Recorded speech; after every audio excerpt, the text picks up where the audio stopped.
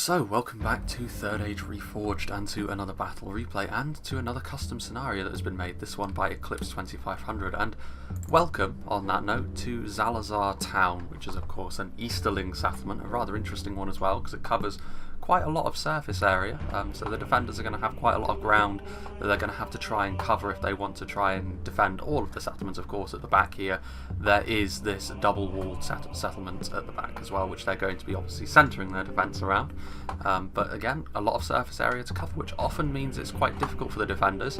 Rhun, of course, are quite a multifaceted faction. You can see down there in the pits there appears to be a bit of a mining operation going on, so just a quick look around the map first of all, of course.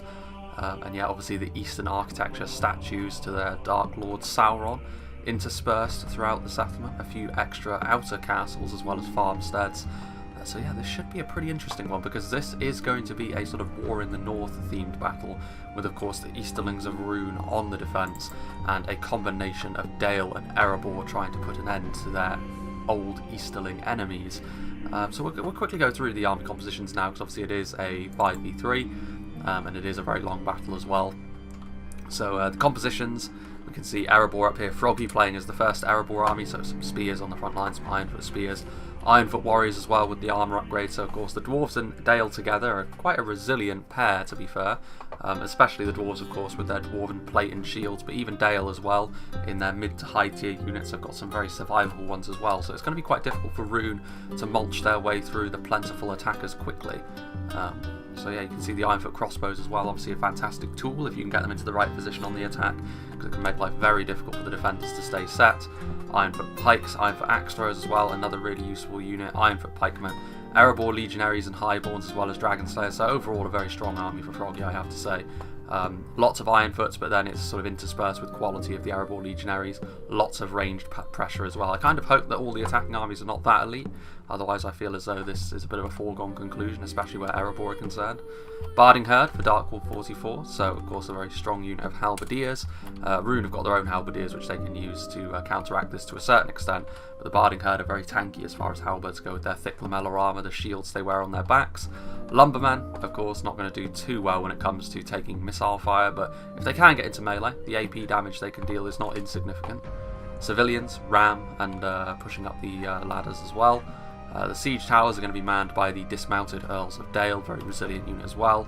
Dalian Spearmen, Dalian Rear Guard, a catapult, the Keldon River Patrol, and lots of more Lake Town and Dalian units as well, so more of a basic army, which is good to see.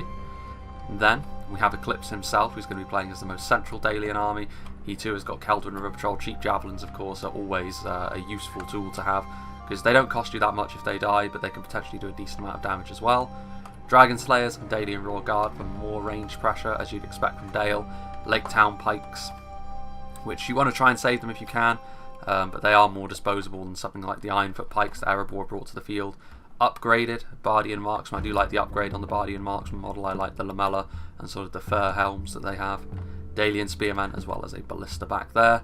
A lot of Lake Town infantry, more dismounted Elves of Dale pushing up more siege towers, some paladins and some Barding Herd at the back as well.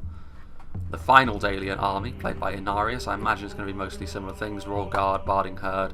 The only thing I haven't really seen at the moment would be these guys, the Athala Rangers and the Swordmasters, but I don't know if the Swordmasters are going to be here. But the Rangers are a big addition. Blackshot Dragon Slayers as well, more archers from Dale, again not unexpected with Dalian Bowmen. Dalian Spearmen, which I believe do have the armour upgrade as well, they've got sort of like the brass breastplates that they also get added to them when they have the upgraded armour. Barding Herd, they do actually have some Swordmasters of Escaroth as it turns out, and they've got the same model here as the Dalian Spearmen and Dalian Marksmen, and once again the armour upgraded. The dismounted Earls of Dale are at the back, we have more Dalian Spearmen and Barding Herd, so pretty much the entire repertoire from Dale there across all three of their armies.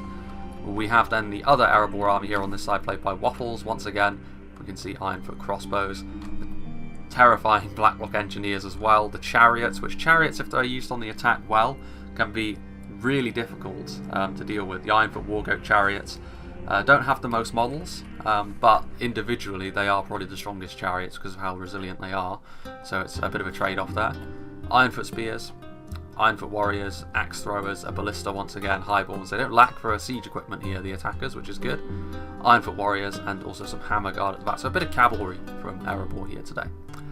And now we move on to the defenders, so some cavalry from Rhun here on the lower portion of the settlement. Carmel's Dragon Knights for Viper action and Dragon's Wrath Warlords, both high tier units of Runic Cavalry.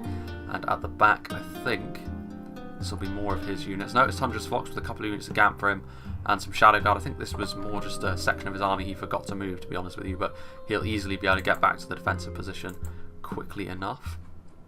I think it's going to be fairly obvious what Rhun are going to brought lots of the Golden Boys, Flag Rim. We have a lot of Gamp Rim as well, so a lot of armor piercing, which is going to be very useful, to be fair. Like Rhun, their armor piercing can be a bit of a double-edged sword. If they're up against a faction which doesn't necessarily pack on the armor too much, it can be more of a hindrance than a help, because of course they do pay for it in terms of their base stats. But against Dale, and especially against Erebor, it is really going to be something which they can use to try and level the playing field a little bit. Flag Rim. So again, lots of armor piercing outside the walls. Up on the walls we have some Gnar Rim, who are of course going to be able to use their superior position to good effect, which is going to be necessary because of course in a skirmish fight Dale will often have the beating of a faction like Rhun, but if they can utilise their superior position, Rhun again should be able to equalise that fight just fine.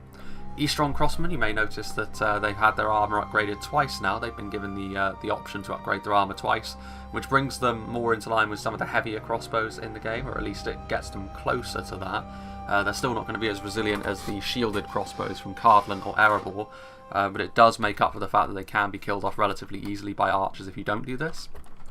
Not sure how I feel about that, to be honest with you, because you know what I feel about crossbows. I think making more of the crossbows more resilient is probably the wrong way to go about things. I think they should make the higher tier crossbows less resilient, but that's just me personally thinking that. Scion Rim, Gamp Rim, we've also got Flag Rim here at the back. More Scion Rim, obviously really good at holding the line. The cannon is already out here. You can actually see the cannon crew themselves are now also a strong unit of infantry again. Really not sure what I feel about that. I feel as though the Dragon's Breath cannon should have just been outright nerfed rather than this sort of, yeah, we've nerfed how effective it is overall, but we've also given them sort of really elite infantry to man the cannons. I don't really feel as though that's the right way to go about this particular unit in terms of balancing either, but again, it's the sort of thing which maybe can be ironed out later on. Carmel's Shadow Guard, Dragon's Wrath Guildsmen behind the gate as well, Chosen I should say, more Eastron Crossbowmen. We have the Flag Rim back here, and yeah, it's pretty much what you'd expect. Shadow Guard, lots of Flag Rim, more Crossbowmen and Guildsmen, Carmel's Chosen, Rangers as well in the Shadow Bows, Gamp Rim, another cannon crew. This will be a good battle to see if the cannon is still disgustingly overpowered or not, because if it is, it will become immediately apparent with two of them on the defence, but hopefully that's no longer the case. Eastron Crossbows, a couple more of the Sauron statues at the back with some Sapphire Blazemen, and of course a lot more of the Golden Boys as well. So I will make a bit of a cut here, because of course the attackers do start fairly far away. It's possible, I suppose, the cannon will immediately open up on them, but I think they're actually out of range even of the cannon here, because that's a long way away. But as soon as the action starts to kick off, I'll rejoin. So I'll make a cut, and we'll rejoin a little bit later on. So it is quite interesting, this actually. We can see the Bardian marksmen getting into position across these bridges. Bridges in Medieval 2, of course, are a rather interesting thing to navigate, so this is something the attackers are going to have to bear in mind as they try and cross the more direct route towards the central keep here. But it is also very interesting the fact that Rhun are not going to be trying to contest the ranged fight at all, really. They're just sending forward this one unit of Flag Rim. Now the Flag Rim are decently armoured and they have those shields, but I mean if they do get focused down, this is effectively a unit of decent AP infantry that could be killed for free. That, however, the unmistakable readying of the cannon shot. A miss. That actually is a pretty good sign, all things considered, because it means, well, there goes a hit on the ballista, but just the fact that it missed once is a sign that the accuracy has been tuned down a little bit, and also the splash damage effects there weren't all that significant. So seems like the cannon probably has got a bit of an edge there, but it is going to be an artillery duel here between Eclipse and between the Dragon's Breath of BMK Overlord. Now, of course, there are 3 ballistas, whereas there's only 2 of the Dragon's Breath flame cannons. You can see there, though, another miss. It actually perfectly hit the wreckage of the other ballistae. Both units of Dragon's Breath cannons now, however, are trying to shoot into the ballistae, hitting the crew there, but not actually successfully hitting the artillery piece at all. Artillery duel so far. The ballista actually didn't hit directly, but it got close enough to one of the Dragon's Breath flame cannons that it has managed to set it ablaze, and so therefore it's only a matter of time before it crumbles. So that is effectively one of these huge bombards gone, which is obviously a bit of a loss this early on in proceedings. But another shot here. I mean, yeah, the accuracy has definitely been tuned down on them, and also the overall damage of them, which I think is a good thing because they desperately needed to be nerfed. But yeah, the ballista here trying to hunt down and destroy the artillery pieces. To be fair though, I mean, if Rhun just sort of hold their ground, using the entirety of their ammunition on just this one ballista might not be the worst thing for Dale to try and do. Sorry, not Rhun. Is this one going to hit? No, it hits the crew again, but it doesn't hit the... it still skips the projectile. Something worth bearing in mind. I think that's going to hit. Or is it? Nope, it actually missed that time. It's kind of difficult to tell actually, because it still looks mostly intact if we're being honest. It's only the wheels that have come off. This thing would probably still fire if they could be bothered to try and reload it. More shooting. It's not often you see a siege battle like this, because it is effectively a siege battle scenario, kick off with an artillery duel like this. It's also not often that the artillery keeps missing one another quite so readily, because the ballista is missing as well. Again, it hits the wreck of the already destroyed one. Keldrin River Patrol moving forward to try and put more pressure on the flag rim, which is forcing them to move backwards a little bit more, because the javelin men will kill them off more quickly than it would be worth. Ooh, that was a very narrow miss there.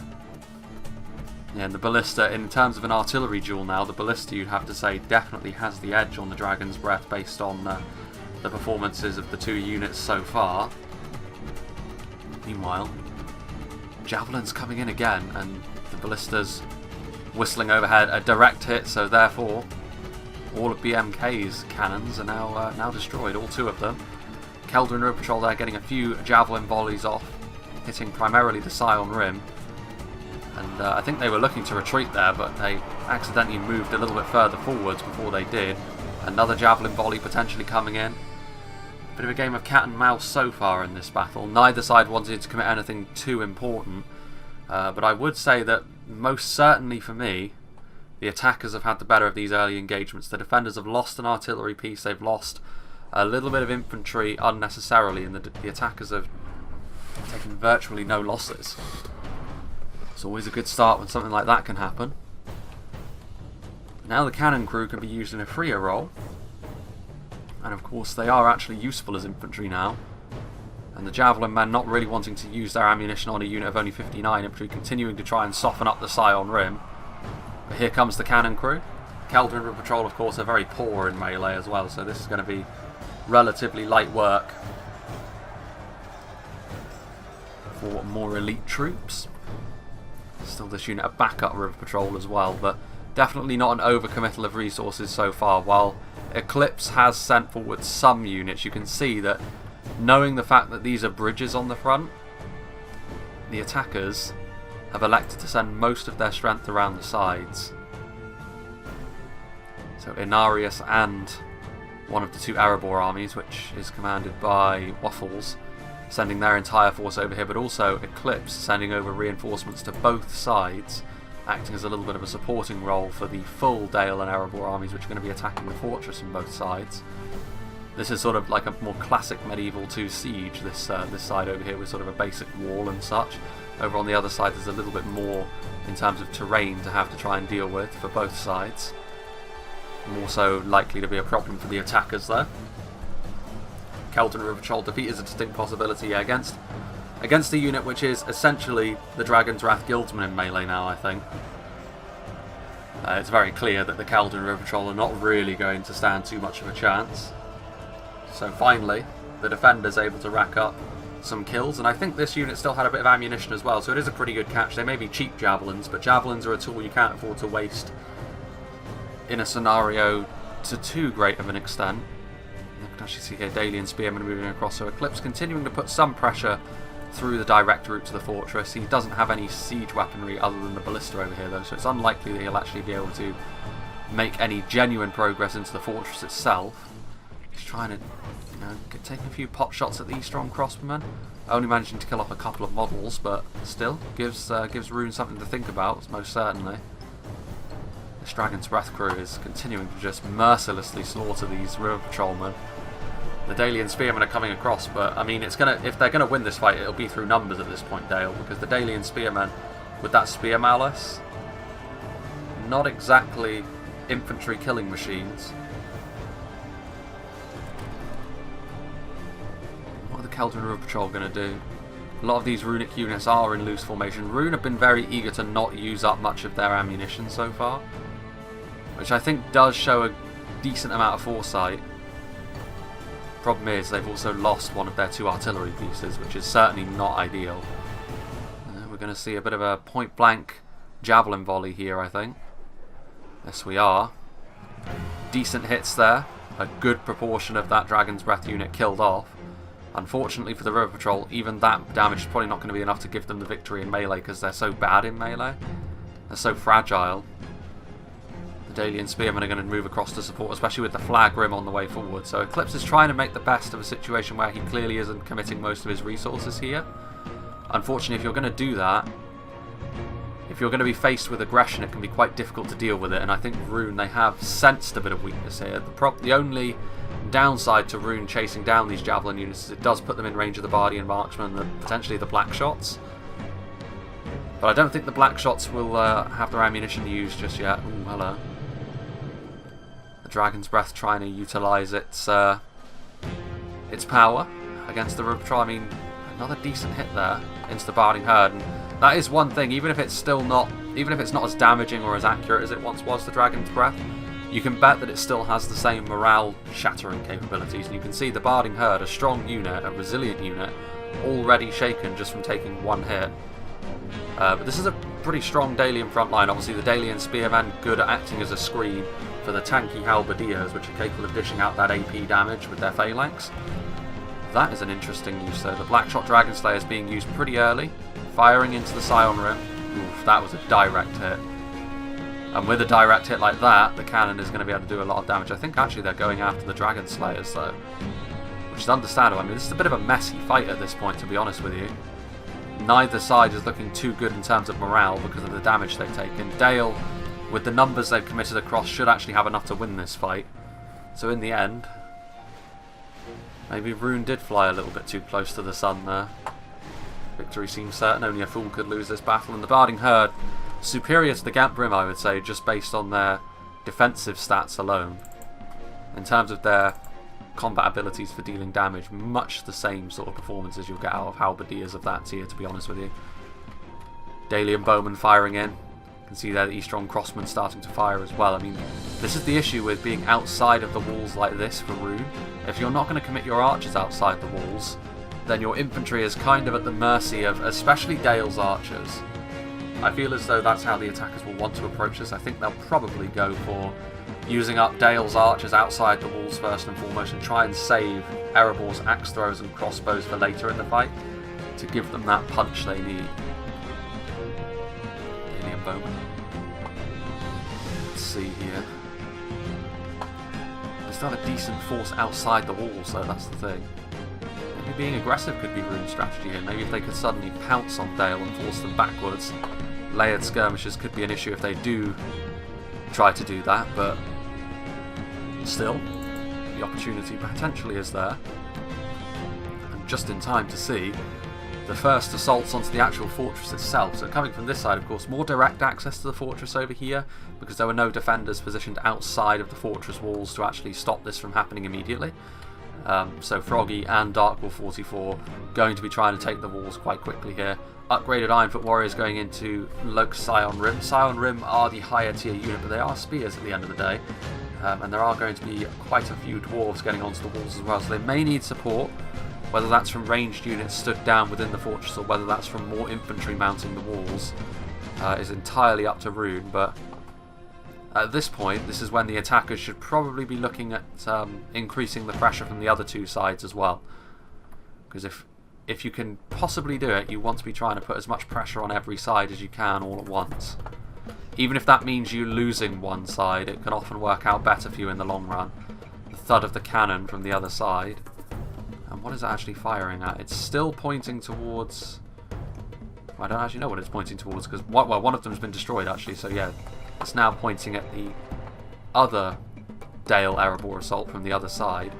But maybe not too eager to move in quickly over here in Arius and Waffles with their armies. Once again, it's the Ballista. Not using Flaming Shot, which is the wise move, to be fair. It increases the accuracy, and you can see, actually, I think Rhun already future-proofing a little bit. This defense outside of the walls has not really gone in their favour. They've lost too much for it to really be worth it. You can see here the flag rim now also being overwhelmed. Another unit of infantry was committed forward, but it really wasn't enough in the end. They've managed to kill off a couple of units of cheap javelins, but that's about it. Whereas they've lost far too many golden clad units for this to be considered worthwhile. The Blackshot Dragon said defeat is a distinct possibility. I find that hard to believe. They're strong enough in melee alongside what's left of the Barding Herd. I mean, you could say it'll be a Pyrrhic victory for Dale over here, but as the attackers you have much more room to be a little bit more wasteful. And I really feel as though the attackers will take that, especially when you can see the pressure that's going to start mounting from the two flanks. In an ideal world, Eclipse will be able to keep some sort of assault going through the middle as well for as long as possible. You can see over here, Earls of Dale, strong unit of line infantry. This is a lot of Scion Rim on this section of wall though. Again, they may be spears, but they're a very solid unit of spears that's difficult to kill quickly, and I think just through sheer weight of numbers, the spear malice isn't really going to matter.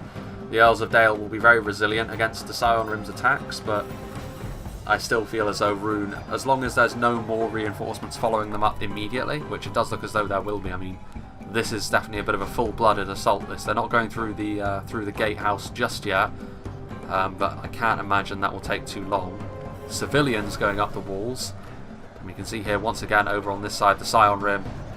It's just a matter of the fact that they are a higher tier unit overall, which is what's giving them the win here. Even the upgraded Ironfoot Warriors not going to be sufficient to win that particular fight. The civilians are going to come to support, but they're just going to die as soon as they get their boots onto the walls, because again they're very, very fragile. And the Scion Rim are a professional unit, but the attackers won't mind too much because look at the reserves they have. Rhun going to have to be far more economical with their manpower, and the entirety of the wall at this point is getting pressured in some way. Dismounted Earls of Dale once again going up against a combination of Scion Rim, and there are actually Flag Rim over here as well, which is better for Rhun because it means there's a bit of AP damage in close quarters, which will really help them out against the Earls here. Shadow Guard are also running around, so Rhun are actually pretty well prepared to deal with this. You can see over here the Carmel's Chosen are going to stop the Dismounted Earls of Dale. Obviously a bodyguard tier unit is definitely going to be able to do that. They may need to keep an eye on that though, just because they may need some more numbers to help shore things up over there, but yeah, a full assault onto the walls, and there's not that much in the way of infantry down here. I mean, if they start attacking from the other side, which they really should be at this point, I feel as though that assault is all well and good, but it can only really be as good as it deserves to be if the Dale Erebor coalition over on the other side of things follows through on that. Blackshot Dragon Slayers firing away. You can see they actually got a couple of volleys off into the Dragon Knights before they wheeled off somewhere. Yeah, they've gone back inside the settlement. So Rhun were thinking of being aggressive with their cavalry there, as well they should. Unit of Lance Knights and a unit of multiple HP Lance Cavalry can be a really useful tool in this situation to break up assaults, but actually Dale's assault in the middle has fallen apart. So Viper Action has decided to send Eclipse 2500's assault through the middle, back across the bridges, which is all well and good. It does mean they don't have to worry quite so much about this position anymore, but just in time, the assault begins over here for Dale. You can see once again the Flag Rim. And Scion Rim should be able to hold on here for some time, to be fair, because the Runic units are of higher quality than the Dalian ones that are in this initial assault. But sitting outside of the walls, I mean, there is also the support coming in from the walls as well. Those ranged units, the Nar Rim, firing away. The amount of fences on this map does give me pause, to be honest with you. Does make me somewhat nervous. The Nar Rim firing away though into the Dalian Bowmen. Still no real movement through the settlement itself though. There's not really a great deal of urgency over on this side from Dale and the Dwarves. They're being a bit slow for my liking. And ultimately the players that could end up paying the price for that are over on this side of the battlefield over here. Dale and Rhun. Going toe to toe on the walls. Dale, they have managed to clear a bit of a space on the walls. They'll need to sort of continuously do this though, and it will be punishing for them. You can see they're also coming in through the walls. The Carmel's shadow bows are firing away. I mean, I do like how aggressive this assault is from Froggy and Darkwolf 44. The catapult, I think they're going to try and destroy one of these walls actually. Or are they? Or whatever they did, I think they hit their own men there. Or is that's Ranger Fire that's actually doing that? Like I said, this is only going to be good if the other side also attacks all out as well, because that means Rhun are going to have to divide their attention too much to really get the better of this fight, I think. Whereas at the moment, Rhun can afford to send more of their attention over to this assault over here. Because the other side, Dale and Erebor are being a bit slow. Baltrol Sapphire Bladesman again. It's a lot of punishment that Dale and Erebor are taking on the walls over here, but they are still clearing a space. Pikes on the wall, they can actually work if they have enough space to get set, and this is exactly what's happening here. Of course, the main problem is going to be if a unit of archers sees them, which they most certainly do. That is Dragon's Wrath crossbowmen, body-piercing bolts. If that was on the old patch, that probably would have crashed my game with the blood spray. Baltrol Sapphire Bladesman as well. I mean, it is only Lake Town pikemen that these two very high-value skirmishers are using their ammunition on, but they're so densely packed that, I mean, that's tons of damage being done. What have we here? Runic Cavalry. I can only assume the loss in frame rate is not because of rangers, it's because of the amount of fences on this map. Ugh. Yeah, like you can see, I'm always nervous when someone makes their maps with fences around all the buildings. I know that this is the only way to make you not pass through them, but I'd be very surprised if this battle doesn't crash at least once. Yeah, Rhun are pulling back now, which honestly is for the best. I really don't want there to be a fight in the settlement at this point, noticing that there's fences around every single building. However, Dalian Bowman taking some punishment from the Runic skirmishers up on the walls there. There's still the matter of that Runic Cavalry, but it doesn't really have a position in the Dalian line it can readily exploit at the moment. Over here though, the Runic front line is really holding on very well with the support of its archers up on the walls. But now you can see Athala Rangers doing their thing, trying to carve through the Runic line as well. Both sides are going to take losses here, but Rhun should actually come out on top of this fight. And again, it comes down to the fact that I don't think Dale and Erebor are actually being on the front foot enough. They're sending forward all of their lower end units in here, which, you know, fine, but I think they really need to be pressurising this area a little bit quicker than they've currently done. Yeah, you're going to take losses, but you just need to... You have to understand that the defenders are not going to be able to rain punishment down on you from every angle. One side is always going to get, one side at least is always going to get a bit more of a free run at the enemy infantry. And that's what the name of the game is when you're on the attack. These Earls of Dale though, not much in the way of support coming up to help them now. And I think Rhun has so far been able to control the fight up on the walls really very well. What have we got over here? More spearmen trying to make something happen. There goes one of the enemy generals. So one of the Runic generals does fall. I still think Rhun will be okay with how things have gone so far on this side. Like spearmen trying to make a bit of a gap. I mean, they're at least able to get themselves set on the walls, but they're surrounded on all sides by spearmen that are superior in quality to them and line infantry, so it's not really going to go all that well. There's a lot of fire over here. I mean, the Lake Town pikemen have really been punished pretty heavily for their trespasses on the walls. Dalian paladins and more pikemen. Again, the Nar Rim getting good shots into the backs of these units. The Lake Town pikemen will die pretty much instantly with a hit. And the Dalian paladins are also taking a lot of punishment as well. Carmel's shadow bows. Of course, Rangers are still doing their thing. Flaming arrows coming forth. We can see here the Chariots. The Chariots actually so far I think are being used more for their crossbows than their abilities as sort of a battering ram at the moment. Which is fair enough, because you really don't want to go head first into a double layer of spears and halberds, because you're just going to end up getting your Chariots killed, and the crossbows on their back are very effective. at whittling down this front line, but by the same token, those Rhun are also racking up a decent kill count on the infantry just in behind them. But the Scion Rhun actually lose their nerve a little bit there and are going to retreat. Could be dangerous. Over here, meanwhile, Dale slowly but surely gaining the upper hand on this front line, and I think at this point Rhun are going to pull back and try and save what they can. Couple of units of Flag Rhun in various states of disrepair, and that unit of Scion Rhun. The rear guard will be left behind. Ironfoot warriors coming around from the flank as well. So yeah, this front line at this point is being abandoned, but Rhun will probably feel okay with the damage they've done over here.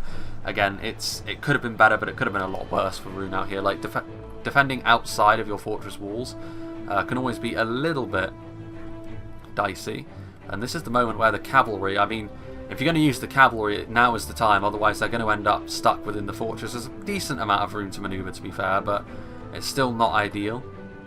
And they're going to go after, what are they going to go after? Ooh, this could be a bit of a mistake here. They're going a long way away from their support. They're going to charge in here, but they don't get a fantastic charge off on the Hammer Guard, and the Hammer Guard are really good in melee as well. The Warlords actually ended up getting a wiser charge off onto some Lake Town infantry. Not the highest value target, but at least it's an easy one that isn't going to cause you too many issues. The Hammer Guard in melee with those big Warhammers. The Dragon Knights didn't get the good charge either, which maybe would have helped them out a lot, but now the Runic Knights are stuck, and that could end up being a massive misplay there from Viper action. Poor use of the cavalry. Rhun trying to pour fire into the Hammer Guard, but the Hammer Guard, while they may be unshielded, they're multiple HP and they're heavily armoured Dwarven Riders. Not going to be too much of an issue for them. You can see the Dragon Knights. I mean, they still haven't routed yet, but they're still kind of stuck, and yeah, the Runic Cavalry here, it maybe left it too late to use in this fashion. I think maybe keeping them inside the walls at this point would have been the only real choice, because they ended up charging them out, but there was really nowhere for them to go. They were always going to get bogged down in this way, and now they're stuck in between spears and just sheer amount of infantry that's around them. It's going to be the end of the Runic Cavalry, and they haven't really accomplished anything, which a bit of a setback for Rhun, considering how they've managed to control the situation over on this side. It looked like they made up for their early losses, but that's set them back fairly heavily once again. Another Runic General falls as well. Dale are also starting to make a bit more progress over here. You can see they have, managed to take this section of the city effectively. There isn't actually a way through over here. Those pillars will probably block the way, even though you would be able to walk through there. I think that is classed as its own building, so this is just a little courtyard. But Dale have managed to sort of carve out this corner of the settlement for themselves, and Rhun are continuing to try and hold things back over here. The combination of this really heavy assault from Erebor and Dale has really worked out quite well so far. Flag Rhun continuing to fight on the walls, finishing off these lumbermen. Not many of the men in either of these two units left, and there you can see also more arrows thudding into the Flag Rhun. The Scion Rhun preventing this other unit of Dwarven Spears from getting forward, but I think Rhun, they're going to need more units over here. They've done well up to now, Rhun, and they do still have reinforcements that they can commit. Further down the wall, things have gone much more heavily in their favour. Like, Dale could send their Lake Town infantry up here, but it would really just be to hold these units in place for enough time for them to make more gains near the gate. Because obviously the Lake Town infantry would not really stand too much of a chance against the calibre of troops which still reside on the walls over here. So a bit of a mixed bag for Rhun over here, but I still think they have the situation mostly under control. One thing that could turn this around is if Dale have enough catapult ammunition to punch a hole through one of these walls. That could turn things a little bit more ugly for Rhun, especially considering the fact that the fight over on this side of the battlefield hasn't really gone too well for them so far. And now, Dale and Erebor should be able to start attacking the walls over on this side of things as well. Yeah, you can see they're really forming up now, and actually the gate was already open over here, and Eclipse jumping on the opportunity to not need the ram to get through. The announcer there can't really make up his mind which siege tower to talk about. But here you can see, obviously he's not going to win this fight against the Scion Rhun, but being in here does mean that the gate cannot close. So they won't actually need the ramp to get through here. What on earth is going on there? Oh, I see, it must be one of the walls crumbling. I've turned off the particle effects, and that is still the result of when the walls start to crumble. And I have no idea why. Most unfortunate. But still, Hopefully that clears up. Hopefully it's not another Minas Morgul. I don't think my good mood would survive such a thing. Ironfoot warriors, I mean, they're making their mind of which section of wall to mount their ladders on. But there's nothing over here for Rhun in terms of infantry ready to meet them on the walls. They need to change that quickly, I think. I mean, unit of flag room should be sufficient to stop the advance of basic Ironfoot warriors, at least temporarily. As long as Rhun have support for that. Yeah, the frame rate has cleared up again. Thank goodness for that. But yeah, so far over here, I mean, Rhun will be quite happy keeping this much at bay, but I mean, the real assault has yet to begin. And we'll see how well Rhun can weather the storm when it really starts to come down. Yeah, you can see there. It's interesting they've chosen a section of wall to try and destroy that they already have a siege tower mounted on. They didn't choose like this bit here. Oof. That is brutal though. That is a really good shot. Considering they were actually making some progress over here, Dale, that's a big blow for them to take, because that's a big rout of units that were fighting on the front line. And Rhun, all of a sudden, looking pretty good on this side of the battlefield once again. Trading arrows with Dale, not necessarily the best thing for them. But the Lake Town infantry taking a bit of a beating from the flame arrows and the Nar Rim. There's enough Lake Town infantry there to win that fight. Do they have poison arrows now? No, surely not. Must be the Dalian Royal Guard. Which makes sense. I mean, the Dalian Royal Guard didn't really have anything special about them. Poison arrows, or is that armor piercing? No, it can't be, because that's Blackshot Dragon Slayer's thing. Must be poison arrows. It's a black trail, not a black arrow. Regardless, Rhun gaining the upper hand once again over on this side of the battlefield with those brutal cannon hits. Finally, one of the walls does come down, and they actually do manage to kill some runic soldiers that were on top of the walls there. I don't know what Dale are trying to accomplish here. I mean, if they're not careful, he's going to run out of ammunition to actually... Well, there he goes. He has managed to break through. Another one of the siege towers falls. So, I mean, this is interesting. There's another way in now. But do they have enough men to actually take advantage of that? I don't think so. I mean, they've committed most of their units. There's still a few things over there, but it's river patrol, infantry, pikemen, something. If this had happened earlier on in the fight, I think it would have been more of a problem for Rhun. As it is, I think they have enough over here as it is to deal with the situation. It's whether or not they have enough to finish off that assault over there, whilst managing to hold at bay the armies which are now storming the walls over on this side. And over here, unlike on the other side where we saw Scion Rim taking the lead with Flag Rim backing them up, the fact that Nar Rim are the ones being asked to try and hold back the first wave sort of says that this is a little bit more desperate over here. The momentum with the attackers over here.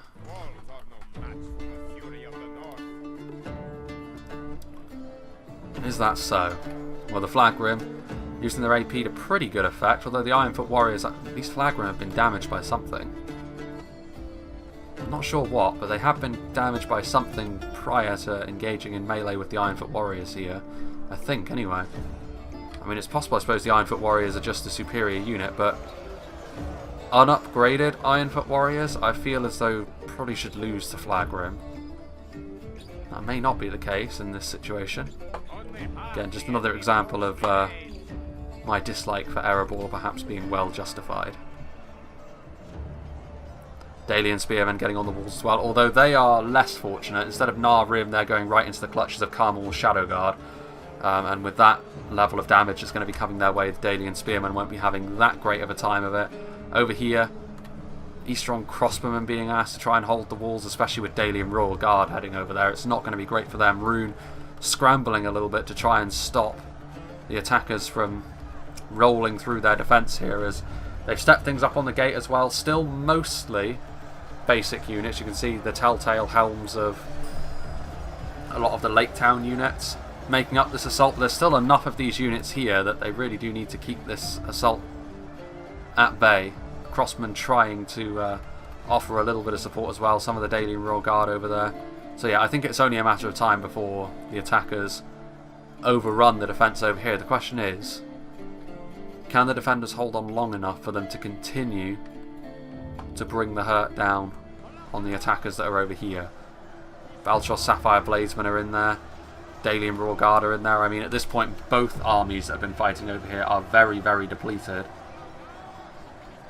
But I think it has been more costly for the attackers over here The question is whether it's been costly enough to make up for the fact that the defenders are constantly being pushed back on the other side of the battlefield, and I don't think it is.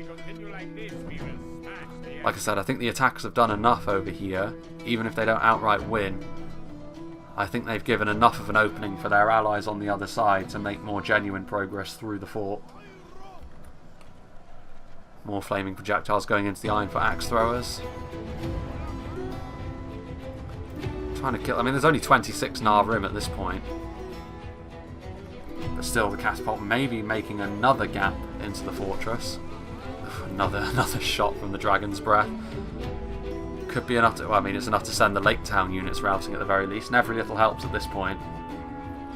There goes the frame rate as the walls start to come together. Like, I did disable the particle effects, so I don't understand why it's still putting my frames in the toilet. Here comes the Carmel's Chosen, backing up the Shadow Bows, maybe just giving the Shadow Bows a screen to escape so they can keep firing. I mean, Ironfoot Warriors, they may be able to blag their way to a victory against the Flag Rim, but that will certainly not be the case against the Carmel's Chosen, especially not with a little bit of backup from the other side from some Rim as well, pulling out those scimitars. The walls set ablaze by the Rim's ammunition. That won't have any damaging effects, it's purely cosmetic, but probably not all that comfortable for the Dalian Spearmen here. We're already in rather arid climates in the east, and to be surrounded by flames as well, it's probably quite hot in that Dalian armour. Rhun, though, actually able to push this assault through the gate back a little bit. Ah, the frames. Please, if you're going to knock down the walls, just do it. Don't do this to me. I think they're actually knocking down one of the walls over on this side as well, which probably isn't helping matters. But Rhun, there is actually a case for saying that maybe they've chased a little bit too far, because now where they had the partial surround when it was on the other side of the gate, that's the opposite is now true. And Dale will be able to take good advantage of that position if Rhun continue to move forwards. Ah, the frames. Hope you're enjoying the slideshow. Oh, please. Yeah, there are... Oh dear, oh dear. Well, someone made a... That was terrible coordination there. For all of the good work that they've done over on this side. Awful, awful coordination and battlefield awareness there between Darkwolf and Froggy. Froggy had his spears climbing up the siege tower that Darkwolf was shooting at. And with how close by their units are and their armies are, I can't believe they would make that mistake. I mean, they could still be fine. I mean, it's the right thing to do from Darkwolf 44, because now there's a gap in here for the units they have to surround the front line that Rhun still have active over here, but dreadful. Very poor, I have to say. They're not going to be punished for it, I don't think, but still. That was like a good 100 or so spears that must have died in that siege tower.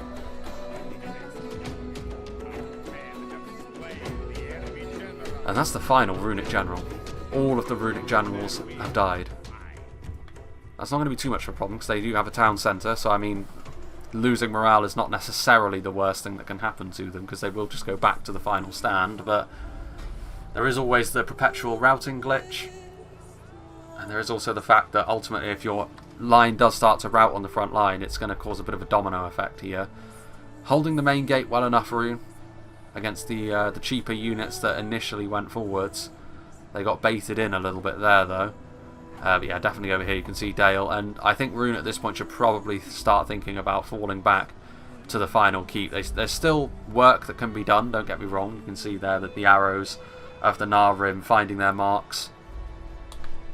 But there's a much more limited amount they're going to be able to accomplish here. The crossbows getting good volleys in, but at this point I think it's all about just getting a few more shots in and then cutting your losses and running. Because it's been mixed fortunes for Rhun in defending this sort of outer part of the main keep. But I think the attackers will probably be fairly happy about about the way it's gone for the most part. Yeah, more units coming in. Dalian Royal Guard, Keldon River Patrol moving in. This catapult probably doesn't have the most ammunition left. I mean, they've done so much damage to the walls here that I would imagine they probably don't have enough ammunition to bring down one of the sections of wall for the inner keep, which probably will be a bit of a shame for them, because that would be one of the ways they can continue this pressure, attacking on multiple fronts. As it is, I mean, It's an interesting point, actually. How much in the way of siege equipment do they still have left? They have a siege tower, which is good. I was going to say, if they'd used up all of their ladders and siege towers sort of deploying to the outer walls, it could be a little bit of a problem for them. They still have their rams that can be used. But yeah, you can see Rhun at this point. They are very much falling back. Carmel, Shadow Guard, Chosen, Gamperim, all on the retreat. This Gamperim staying in position there. You can see the catapult is over on this side for Inarius. He probably has way more ammunition left than Darkwolf because he's only made one hole in the wall. So he's going to try and knock through another section of the wall. Rhun need to move the archers off this wall at this point. One more hit and they're gonna go flying. Reactions there not good enough from Viper action. Interesting building. Yeah, and you can see now Erebor and Dale moving into the settlement. Very battered and bruised Darkwolf and Froggy's armies. But still going to be able to contribute well here to the final assault. Let's see here. I mean, this over here is classified as a building, so there's this section of wall and then there's the front section of wall that you can really move through. Bit of terrain the defenders can use to their advantage as well. You can kind of set up a choke point here, I think. Be a very big choke point, but still, not all is lost for the defenders. They still have the tools to make this very difficult for the attackers, but I do think at this point the attackers probably have just too much left in reserve to throw this one away. These Ironfoots, though, continuing to struggle against the Carmel's Chosen, but the Carmel's Chosen are a little bit isolated here. Doesn't look like they're going to be able to escape. Still the small matter of these Chariots. Only 2 of them remain, however, after running around in the outer section of the battle, hunting down the enemy cavalry, punching through the main gate after the big retreat from Rhun as well, and the final phase of the battle rapidly approaches.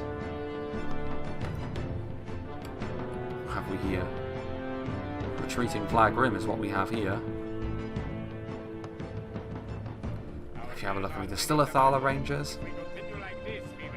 Interesting to see if Rangers for the attackers will be really useful. I mean, if they can get them up onto the walls, if they're able to take them, then that should be fairly useful. Blacklock Engineers, much the same thing. If they can get into a position where the body piercing can be used effectively, of course, that'll only... Like, the attackers will win if that is the case. There's no ifs, ands or buts about that.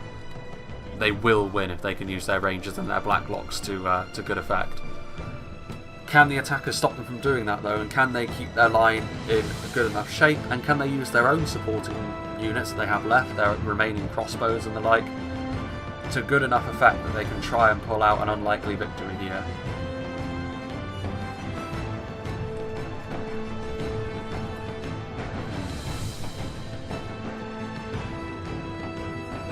Narun continuing to fire. What are they firing at, though?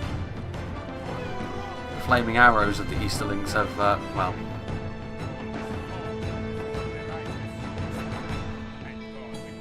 Finally that wall does succumb to another catapult hit. Narvrim, I mean, like I said, the flaming arrows of the Easterlings have been very active in this battle. It's one of the good things about the Narvrim. You can keep track of their projectiles far easier because they're easier to see. Hammer Guard, though. They could flood in, they could cause a real problem. I mean, it's fortunate, I suppose, that Gamperim are right here for the defenders, because if it wasn't, I can imagine those Hammer Guard would move in. I mean, you really don't want to move your Gamperim too far away. I know that you want to avoid the Dalian Bowman shots, but if the attackers are feeling bold, Waffles could send his Hammer Guard in and really cause some major problems here. And the Dalian Bowman already starting to fire in through the gaps. They're going after the Eastron Crossbowman. Gamperim covering the lines. It's only an initial assault, this, from Froggy's Erebor Legionaries, and the armour piercing from the Gamperim and the Flagrim should be enough to overcome them, but again, it's all about momentum here. And the momentum is very much with the attackers. Lake Town Infantry. Very depleted Lake Town Infantry moving in. Gamperim won't be too concerned about holding them at bay. Let's see here. Ladder, singular, has been brought forward. So it'll be slow going to get up there, but of course Froggy still has these two units, which I think the Dwarven elites from the other army were the mounted units, whereas Froggy has got access to Highborns and Dragon Slayers. Those two units alone are going to be a major, major problem for Rhun, I think, because I really don't think they're going to have equivalents anywhere near that. Even with a full roster, they don't really have that. They need supporting units kept in reserve just to try and deal with them. But their supporting units may also be necessary to stop the larger assault that's going to come from the front. So just another aspect in this battle where I think Rhun have probably given themselves a little bit too much to do here, heading rapidly towards the final 10k frames in this battle. I have little doubt they're going to be able to make the attackers really work for every inch of ground here, especially with how well positioned their archers and their crossbows are, but they are taking damage all the time as they'll continue to slowly but surely wear down the skirmish power of Rhun. It's one of the problems when you're facing off against Dale, like you always know that they're going to be able to wear you down at range with attrition, and it's always going to be a concern. Like Rhun are not bad at doing this sort of thing, but Dale are pretty much like it's what their faction identity really is. In terms of attrition archers, they are the best in the game, really. Archers overall, you're probably looking at something more along the lines of Lothlorien, but Dale, the way that Dale go about their business is a strength all of its own. The Dwarves pushing back this front line with quality, but they are going to take hits from the Sapphire Bladesman, who, interestingly enough, Viper Action blocking his ally off there. It's probably more worthwhile to use the Dragon's Wrath crossbows on a unit like this, though. I'd probably save the Sapphire Bladesman to try and use on something like the Dragon Slayers. Be a little bit more targeted with the javelins there. Dragon's Breath, what's going on here? They're cheering about something.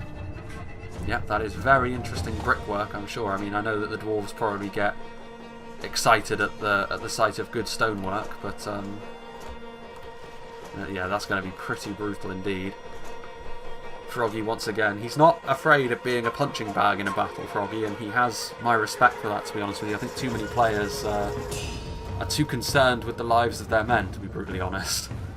Sounds harsh, but it's true. Like, too many players pull their punches a little bit too much, and I think Froggy, not always to fantastic effect, but at least he is not backwards and coming forwards. He will commit forwards, and he won't hold anything back. And that makes me appreciate his playstyle far more than most, to be brutally honest. Nothing more frustrating than a player that won't commit their elites. Narvin continuing to fire. Don't know how much ammunition they have left. I don't know how much damage they can do. Going after the River Patrol. And yeah, the River Patrol, probably the best target to go after. Very vulnerable to arrows. Potentially still a damaging unit here in the late game. Gives you a few more kills to look good on the end screen as well. Cummel's chosen. Thinking about moving in. These strong crossbows are here. Continuing to shoot in, and I think Dale, they haven't really got another archer that has sort of picked up the slack of the one unit of Dalian marksmen they had there before, because they haven't really lost that many more men, and they're continuing to fire their bolts through the gap in the wall that Dale had made. I'm actually very surprised that this ladder was taken back down.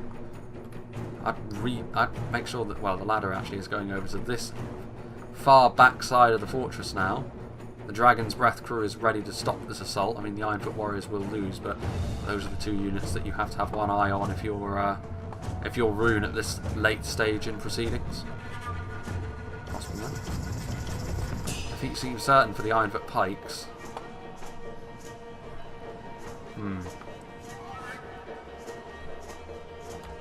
What have we got going on over here? Dragon's Wrath crossbowmen. Maybe out of ammo at this point, but they still have a decent role to play in melee. Narvrim out of ammunition being committed forward, so again, desperate measures for Rhun as they try and stop the attackers from getting in. Because as soon as they start to wash over the defences, it's going to be all over. The numbers advantage and then the few units of quality the attackers still have as well will be too much for the defenders to deal with if it comes to that.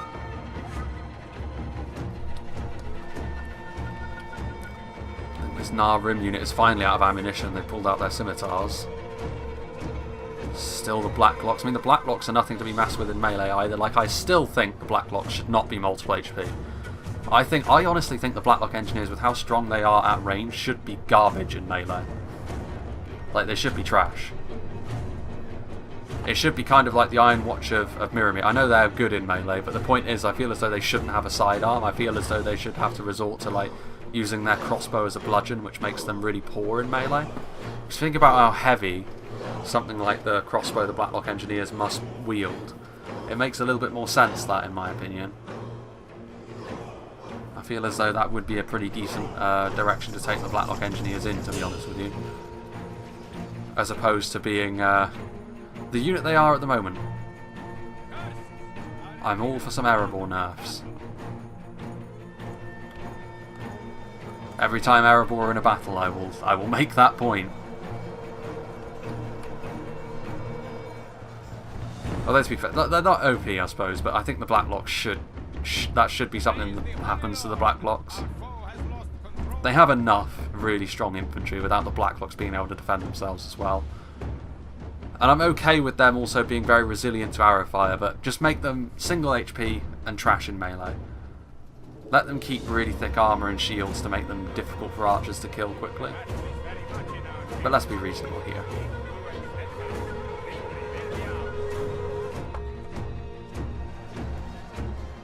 Yeah, and it's just going to come down to numbers here, I think. Like, they're doing their best here, the defenders, to hold on to each position, but there you can see the Swordmaster of Escaroth taking a lot of damage. I mean, to be fair, that was Rangers, yeah, so the Shadow Bow's doing damage here. And Rhun, they really are making them work for this. Ballista bolts coming in, so still the siege weaponry, but it is backs to the walls at this point. I think, what is going on over here? Like, this I think is poor from Froggy. I have to say, I did praise him earlier on in the battle, but he needs to make up his mind of what the hell he's doing. He's being far too slow and indecisive with what he's trying to do here. He needs to get his elite units into the battle, pressurising Rhun from the side.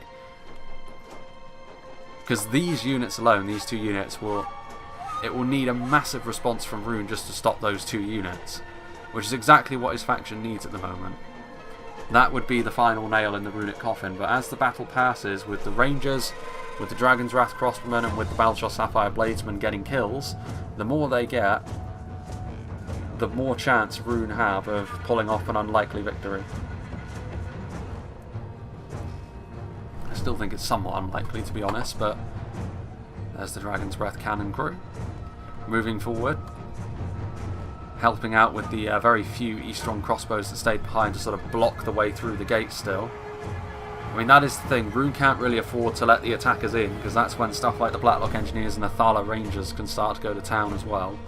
Speaking of which, Blackshot Dragon Slayers at the back, another unit to consider.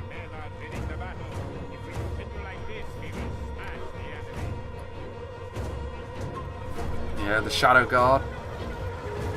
Again, the desperate stand continues. Slow but steady progress for Dale and Erebor, which is perhaps to be expected considering the kind of factions that they both are. Having a look into the final phases of this battle, yeah, it's within 10% to be fair. And that's probably about right, like 10% in favour of the attackers. It definitely feels as though that's the sort of battle this is. It might yet get a little bit closer, purely because of the damage the Rangers and the crossbows can do, but you can see here as well that the target is most certainly the Rangers for the catapult. Getting some good hits on them as well. Fortunate hits perhaps, but good hits nonetheless. Another narrow miss. Hitting the wall. There's still the matter of that cavalry as well, as soon as they have.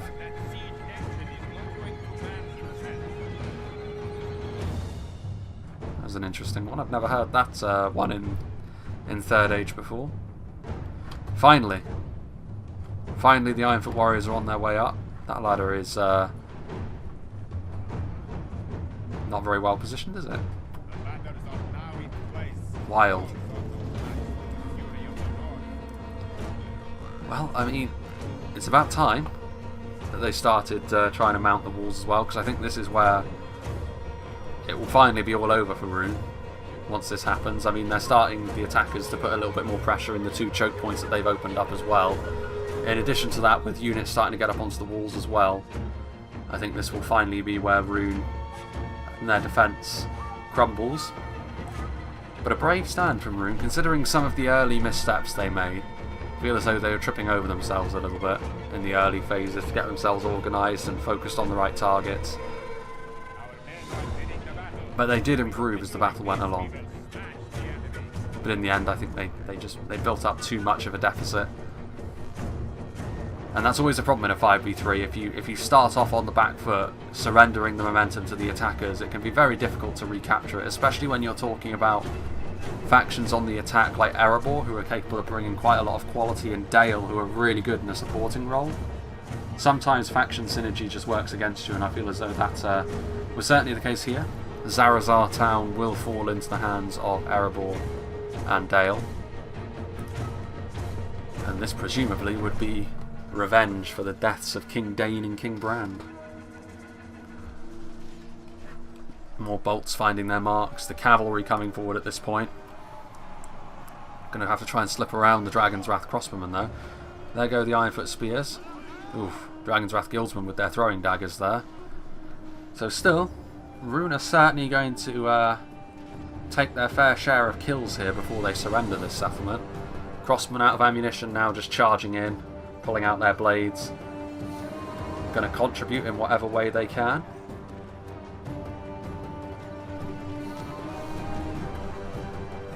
Strong crossbowmen continuing to sort of menacingly stand there. It says they're reloading, but only a few of their number are actually firing with each volley.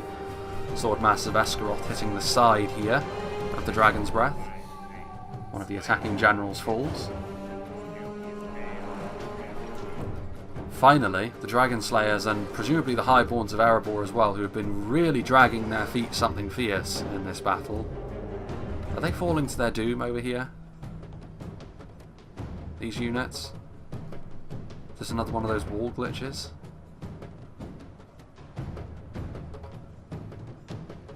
No. Yep, there they go.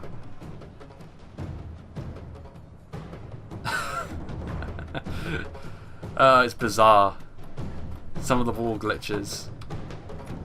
So it turns out the ladders actually being positioned like that has affected the game mechanically. I thought they would just warp over to the wall like one of the ladders seems to allow them to do, but a large proportion of that Daily Royal Guard unit there just plummeted to their doom. But there you go. I mean, you've got to set up your ladders correctly. You know, ladder safety. Have one guy at the bottom making sure it's anchored. I mean, it's not going to matter too much here. I think that Rhun, they're already... well, victory seems certain on the front line. I mean, this has been a thing. Like, the attackers, they will almost certainly go on to win this fight. I mean, the battle's coming... It's shifted back to 5% here. They do need to be a little bit careful. I mean, if they do go on to lose it, it'll be because they've been dragging their heels so badly in this final assault. They've been so slow to sort of start pressuring multiple angles, and it's been honestly very poor.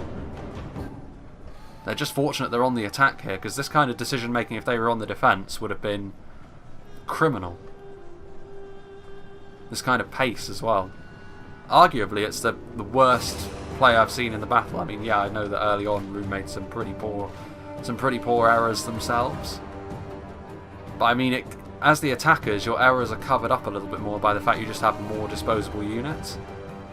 I feel as though with how slow they've been, just after I was praising Froggy as well for being direct and aggressive, and then he turns into someone very slow. All of the attackers have. They've just been funneling in very neatly into the runic firing lines of their rangers, throwing daggers and crossbow bolts.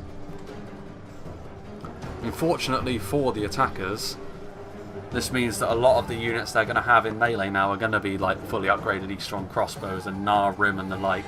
Not exactly the kind of units which are going to be able to pull out a victory here in the late stages, but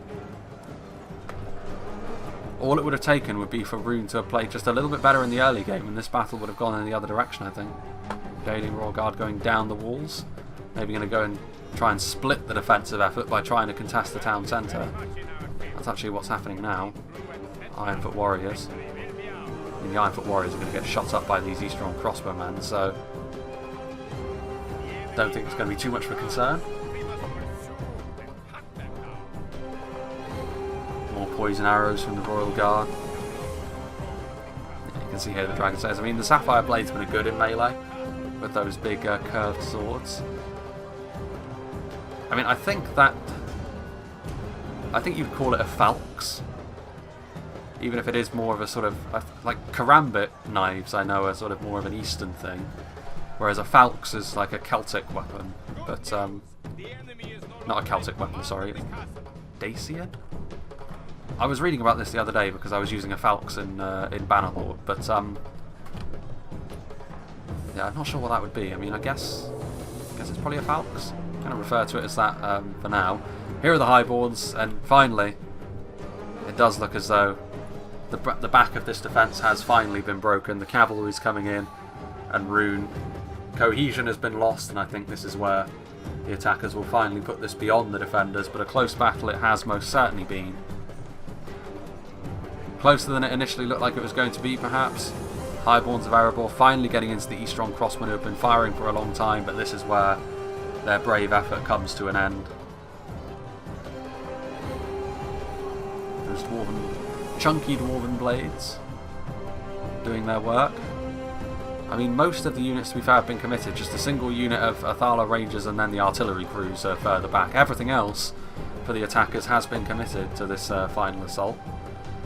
So fair play. The defenders got put on the back foot early, did their best to get back into it, but in spite of the fact that the attackers were very slow towards the end game, to be honest, they weren't able to get back in. The deficit they accrued was simply too big. Yeah, there we go. In the end, around about 10% is going to be the difference. When the defence started to crumble, the percentages that the defenders were able to make up tilted back in the other direction once again. More arrows coming forward. And I do feel as though Dale and Erebor are a brutal combination to have to deal with when you're trying to defend against them. Just because if they are aggressive, they're resilient enough to be able to take a real beating. The dwarves especially, of course, because it's sort of more uniform across their armour, whereas Dale, of course, is only really their mid to upper tier units. Their lower end units like the Lake Towns and Keldon River Patrol are a little bit more vulnerable, but still, the point does remain. And just the strengths they have as well, like Dale in support with their long range archers makes it really difficult for the defenders to use their own ranged units efficiently as they would like, and that's obviously a big part of being on the defence in a situation like this. You're not going to win through martial might alone. Even factions like Khazad-dûm and Imladris are unlikely to do that unless the settlement is very favourable. And then obviously Erebor bring the close range punch with stuff like their axe throwers and their crossbowmen. Rangers and Blacklocks help out a lot as well. It's just a very good combination. Natural allies as well they should be. And this is going to be it. And that's it. These Sauron statues are almost certainly going to be torn down. Quite a few of them. Some of them quite large. But there we go. We're not actually going to be able to see which player is which here. I mean, the attackers, to be fair, like they performed so similarly in terms of kills that it's pretty much impossible to make out which one is which, really. But I think all of them did well. I mean, all of them did. It was a deserved victory from the attackers because they seized the initiative early, and then, despite maybe being a little bit cautious for my tastes, they didn't really surrender the initiative either. They at least, even if their assaults slowed down, the assaults never stopped at least, which is fairly key because obviously it meant that the defenders were really given no breathing room after losing any advantage they had in the early game, and in spite of their own best efforts with stuff like their javelins, their crossbows, their archers, the throwing daggers from the guildsmen in support of their solid armour-piercing front line, Rhun were never really able to claw themselves back into it. But it was a good effort nonetheless, I think, from all the players on the defence as well as on the attack. And if they had just been a little bit more prepared for the early game, this battle could have gone the other way, I think. So yeah, I mean, impossible to tell which one was which. I mean, we're going to be able to see all the Dalian kills anyway. Captain Athala, I mean, we can try and work out which one is which based on the armies. Swordmaster of Escaros, so I think this would be Inarius. Yes, because it had Athala Rangers in his army, so this will be Inarius. Dalian Bowmen, doing pretty well for themselves. The Catapult obviously was good in support for knocking through walls. Yeah, Athala Rangers and the Dalian Bowmen doing well. I mean, this is probably going to be the same for most Dalian armies, to be honest with you. Barding Herd doing quite well. So Archers primarily, with the odd unit of infantry doing quite well for him. Then we have Captain Gus, who Just having a look at this. There's a lot of Lake Town infantry, so I'd assume this is Eclipse. Blackshot Dragon Slayer is doing quite well, and that does make sense because his black shots were used early when they didn't have any sort of support, or Rhun didn't have any support to try and deal with the black shots. So yeah, I think this would probably be Eclipse, to be honest with you. The Keldon River Patrol doing okay for themselves as well. Once again, the supporting units may be performing better than the melee units, but again, kind of to be expected. And then the final Dalian army, which was... Who was the final Dalian army? Dark Wolf, that was it. Couldn't remember if he was Erebor or Dale for a second then, but yeah, this was his army. Dalian Royal Guard once again, really split between the supporting units. Some of the units did very poorly indeed, which does make sense. I mean, the units that got isolated against stuff like well, the Runic Infantry with the Runic support nearby was obviously going to do quite badly. But the supporting units for Dale were really useful. I'd imagine that for Erebor, their infantry probably performed slightly better than Dale's overall. But that's kind of what you'd expect from this particular duo anyway. So yeah, big thank you to Eclipse 2500 for making this scenario and allowing me to commentate on it.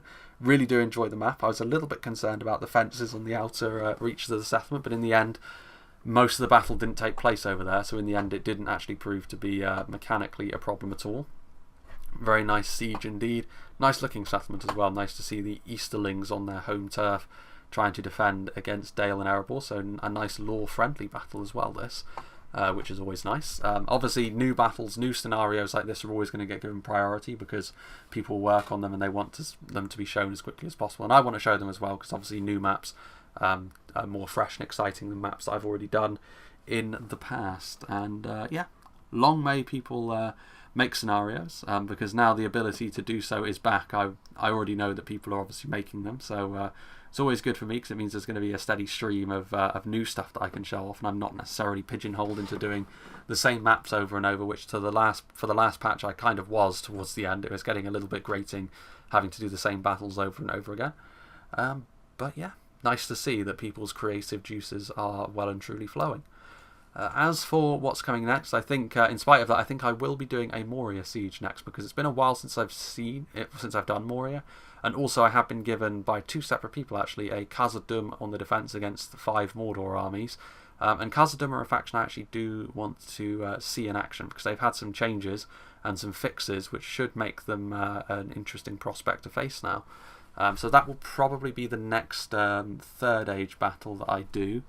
And obviously there's going to be other bits and pieces going on around now. Obviously my schedule's a little bit different now that I'm sort of mixing other stuff in, but overall it's more videos than it was before, at least temporarily.